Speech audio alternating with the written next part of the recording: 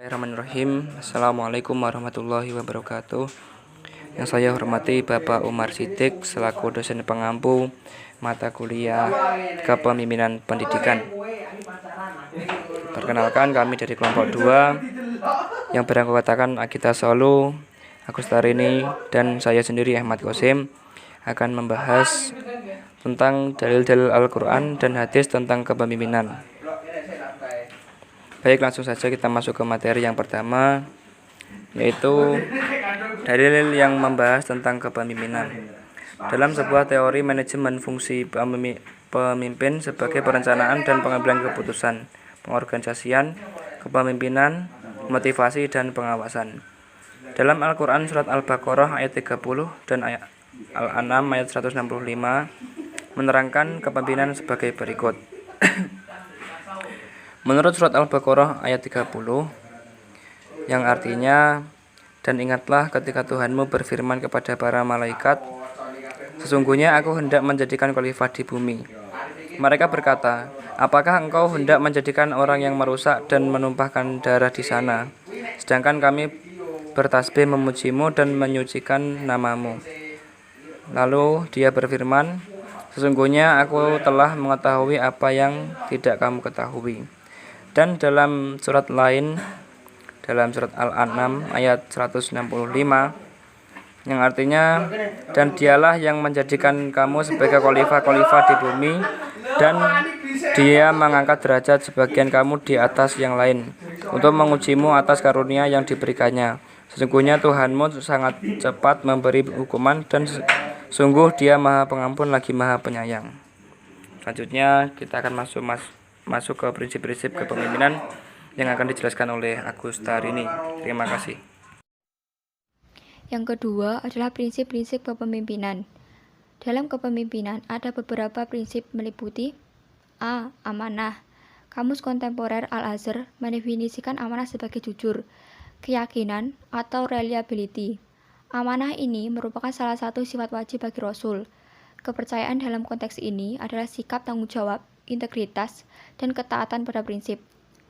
Amanah dalam pengertian ini adalah prinsip atau nilai. Mengenai amanah ini, Allah berfirman dalam surah Al-Ahzab ayat 72 yang artinya, sesungguhnya kami telah menawarkan amanat kepada langit, bumi, dan gunung-gunung.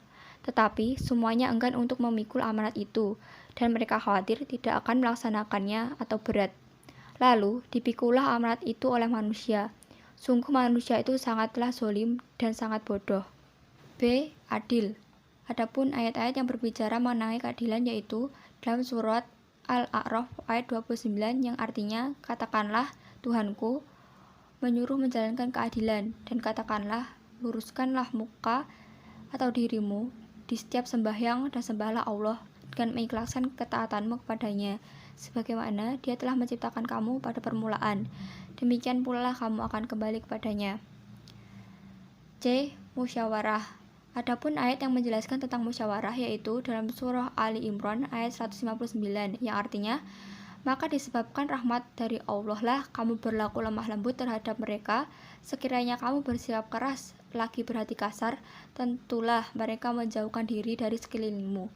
Dan karena itu maafkanlah mereka, mohonkanlah ampun bagi mereka, dan bermusyawaratlah dengan mereka dalam urusan itu. Kemudian apabila kamu telah membulatkan tekad, maka bertakwalah kepada Allah. Sesungguhnya Allah menyukai orang-orang yang bertawakal kepadanya. D. Amar ma'ruf nahi munkar. Dalam Ensiklopedia Islam Indonesia ada juga entry amar ma'ruf nahi munkar yang diartikan sebagai suruhan untuk berbuat baik serta mencegah dan perbuatan jahat.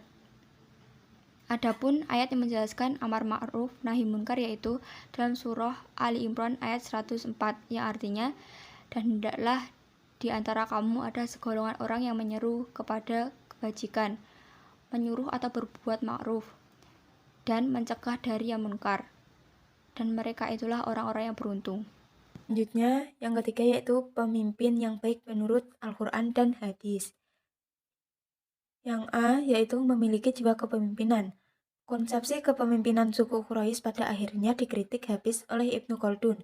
Menurutnya, kepemimpinan Quraisy itu tidak berarti harus dari suku Quraisy tersebut, tetapi pada karakteristik kepemimpinan Quraisy yang karismatik, tegas, dan tangguh. Sebagaimana disebutkan dalam hadis yang diriwayatkan oleh Ahmad bin Hanbal dalam kurung 1419 Hijriah atau 1998 Masehi 183 dengan tegas menjelaskan tentang jiwa kepemimpinan yang harus dimiliki oleh seorang pemimpin, yaitu para pemimpin itu adalah dari suku Quraisy. Sesungguhnya mereka mempunyai hak atas kamu, dan kamu itu juga mempunyai hak yang sama atas mereka. Selagi mereka diminta mengasihi, maka mereka akan mengasihi. Jika berjanji, mereka akan menepati janji itu. Dan jika menghukum, mereka berlaku adil. Maka barang siapa di antara mereka yang tidak berbuat hal demikian, maka laknat Allah, malaikat, dan manusia seluruh atas mereka. Yang B, yaitu profesional. Kepemimpinan dan jabatan bukan suatu keistimewaan, tetapi suatu tanggung jawab yang harus dilaksanakan oleh seorang pemimpin. Dengan demikian, seorang pemimpin itu tidak boleh bertindak secara semena-mena atau sesuka hati. Wewenang yang dia miliki itu harus digunakan untuk melayani anggota atau bawahannya, karena kepemimpinan tersebut merupakan amanah. Dalam sabda Nabi Muhammad SAW, dari Abu Hurairah berkata, ketika Rasulullah sedang memberikan pengajian dalam satu majelis, datanglah seorang pedalaman seraya bertanya, kapan hari? Akan tetapi Rasulullah tetap melanjutkan pengajiannya. Sebagian hadirin berkata bahwa Rasulullah mendengar pertanyaan akan tetapi tidak suka. Sebagian yang lain berkata bahwa Rasulullah tidak. Setelah Rasulullah selesai pengajian, beliau bertanya, mana orang yang bertanya tentang hari ini? Saya, wahai Rasulullah. Lalu beliau menjawab, jika amanah sudah disia-siakan, maka tunggulah hari ini. Orang tersebut bertanya lagi, bagaimana menyia-nyiakan amanah? Rasulullah menjawab, apabila suatu urusan diserahkan kepada orang yang bukan ahlinya, maka tunggulah kiamat. Oleh karena itu, Rasulullah Shallallahu Alaihi Wasallam melarang orang yang tidak mahir untuk mengemban jabatan karena nantinya ia tidak akan mampu mengemban tugas tersebut dengan semestinya. Selanjutnya yang C, yaitu mampu melaksanakan tugas. Sebagai seorang pemimpin, itu harus selalu siap pemenuhan hukum dan kewajiban yang ditetapkan ditugaskan kepadanya kapan saja dan dalam situasi apapun. Sehingga harus siap jadi pemimpin yang siap kesehatan fisik serta psikis. Seperti yang dijelaskan pada hadis Nabi dari Abu Dzar, saya berkata kepada Rasulullah, wahai Rasulullah, tidakkah engkau mengangkatku menjadi pejabat? Lalu Rasulullah menepuk pundaknya seraya berkata, wahai Abu Dzar, sesungguhnya engkau lemah, sedangkan jabatan itu adalah amanah dan merupakan kehinaan serta penyalasan pada hari kiamat nanti, kecuali bagi orang yang mendapatkannya dengan hak serta melaksanakan dengan baik dan benar.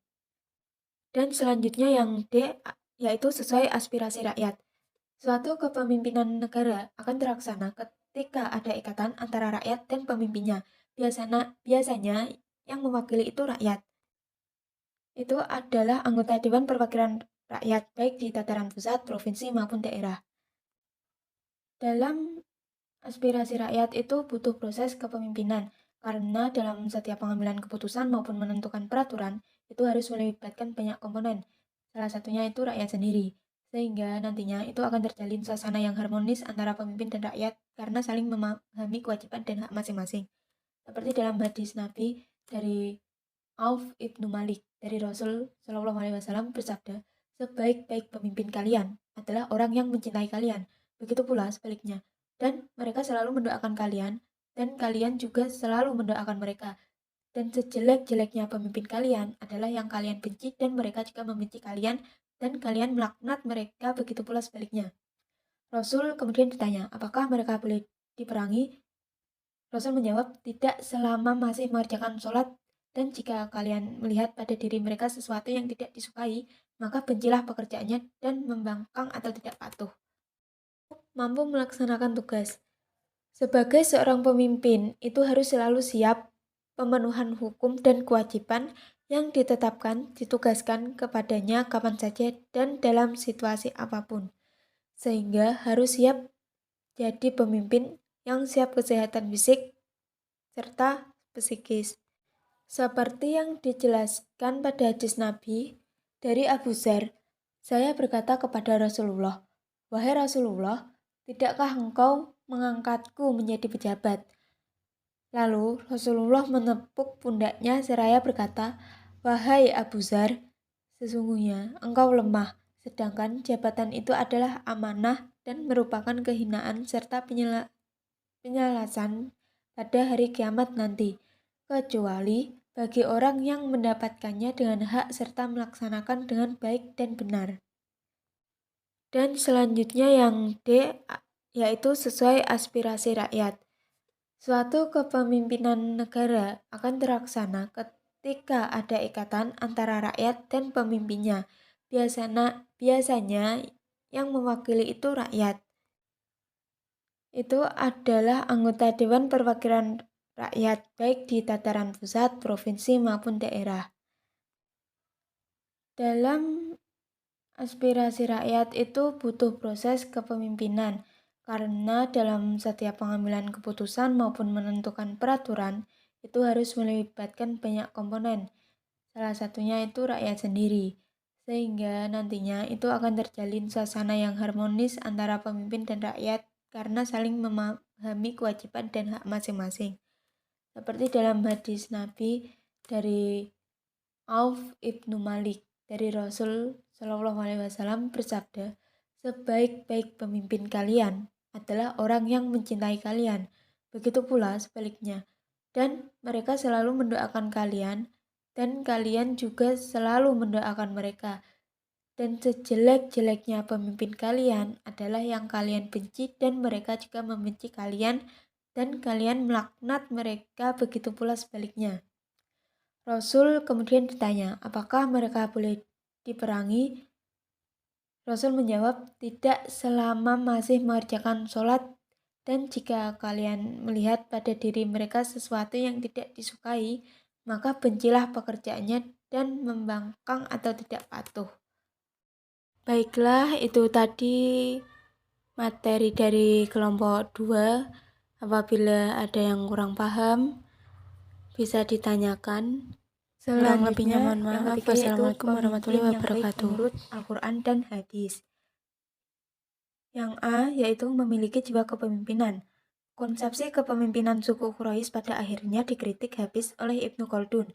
Menurutnya, kepemimpinan Quraisy itu tidak berarti harus dari suku Quraisy tersebut, tetapi pada karakteristik kepemimpinan Quraisy yang karismatik, tegas, dan tangguh. Sebagaimana disebutkan dalam hadis yang diriwayatkan oleh Ahmad bin Hanbal dalam kurung 1419 Hijriah atau 1998 Masehi 183 dengan tegas menjelaskan tentang jiwa kepemimpinan yang harus dimiliki oleh seorang pemimpin, yaitu para pemimpin itu adalah dari suku Quraisy. Sesungguhnya mereka mempunyai hak atas kamu, dan kamu itu juga mempunyai hak yang sama atas mereka. Selagi mereka diminta mengasihi, maka mereka akan mengasihi. Jika berjanji, mereka akan menepati janji itu. Dan jika menghukum, mereka berlaku adil. Maka barang siapa di antara mereka yang tidak berbuat hal demikian, maka laknat Allah, malaikat, dan manusia seluruh atas mereka. Yang B yaitu profesional. Kepemimpinan dan jabatan bukan suatu keistimewaan, tetapi suatu tanggung jawab yang harus dilaksanakan oleh seorang pemimpin. Dengan demikian, seorang pemimpin itu tidak boleh bertindak secara semena-mena atau sesuka hati. Wewenang yang dia miliki itu harus digunakan untuk melayani anggota atau bawahannya, karena kepemimpinan tersebut merupakan amanah. Dalam sabda Nabi Muhammad SAW, dari Abu Hurairah berkata, ketika Rasulullah sedang memberikan pengajian dalam satu majelis, datanglah seorang pedalaman seraya bertanya, kapan hari? Akan tetapi Rasulullah tetap melanjutkan pengajiannya. Sebagian hadirin berkata bahwa Rasulullah mendengar pertanyaan, akan tetapi tidak suka. Sebagian yang lain berkata bahwa Rasulullah tidak. Setelah Rasulullah selesai pengajian, beliau bertanya, mana orang yang bertanya tentang hari ini? Saya, wahai Rasulullah. Lalu beliau menjawab, jika amanah sudah disia-siakan, maka tunggulah hari ini. Orang tersebut bertanya lagi, bagaimana menyia-nyiakan amanah? Rasulullah menjawab, apabila suatu urusan diserahkan kepada orang yang bukan ahlinya, maka tunggulah kiamat. Oleh karena itu, Rasulullah Shallallahu Alaihi Wasallam melarang orang yang tidak mahir untuk mengemban jabatan karena nantinya ia tidak akan mampu mengemban tugas tersebut dengan semestinya. Selanjutnya yang C, yaitu mampu melaksanakan tugas. Sebagai seorang pemimpin, itu harus selalu siap pemenuhan hukum dan kewajiban yang ditetapkan, ditugaskan kepadanya kapan saja dan dalam situasi apapun. Sehingga harus siap jadi pemimpin yang siap kesehatan fisik serta psikis. Seperti yang dijelaskan pada hadis Nabi dari Abu Dzar, saya berkata kepada Rasulullah, "Wahai Rasulullah, tidakkah engkau mengangkatku menjadi pejabat?" Lalu Rasulullah menepuk pundaknya seraya berkata, "Wahai Abu Dzar, sesungguhnya engkau lemah, sedangkan jabatan itu adalah amanah dan merupakan kehinaan serta penyalasan pada hari kiamat nanti, kecuali bagi orang yang mendapatkannya dengan hak serta melaksanakan dengan baik dan benar." Dan selanjutnya yang D, yaitu sesuai aspirasi rakyat. Suatu kepemimpinan negara akan terlaksana ketika ada ikatan antara rakyat dan pemimpinnya.